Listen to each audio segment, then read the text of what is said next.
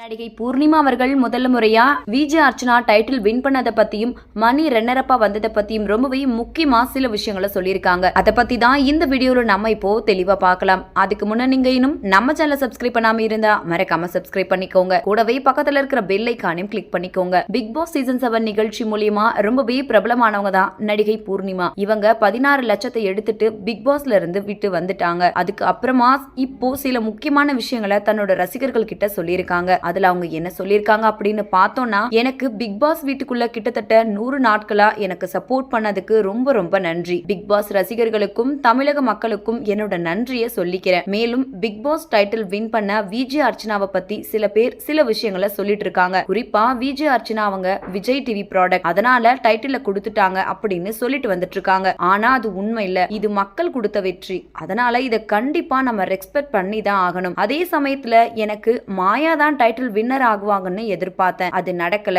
ஆனா மாயாவுக்கு வெளியில மக்கள் மத்தியில நல்ல சப்போர்ட் இருக்கு. அதை பார்க்க ரொம்பவே மகிழ்ச்சியா இருக்கு. மேலும் கூடிய சீக்கிரமே ரசிகர்களை நான் மீட் பண்றேன் அப்படின்ற மாதிரி சொல்லி முடிச்சிருக்காங்க. இந்த வீடியோவை பார்த்துட்டு இருக்கிற நீங்க பூர்ணிமா அவர்கள் சொல்லி இருக்கிற இந்த விஷயத்தை பத்தி நீங்க என்ன நினைக்கிறீங்க அப்படின்னு உங்களோட கருத்துக்களை கீழே உள்ள கமெண்ட் செக்ஷன்ல ஷேர் பண்ணுங்க. இந்த வீடியோ பிடிச்சிருந்தா லைக் பண்ணுங்க, ஷேர் பண்ணுங்க. மேலும் இது போன்ற பல செய்திகளை தெரிஞ்சுக்க நம்ம சேனலை மறக்காம சப்ஸ்கிரைப் பண்ணிக்கோங்க.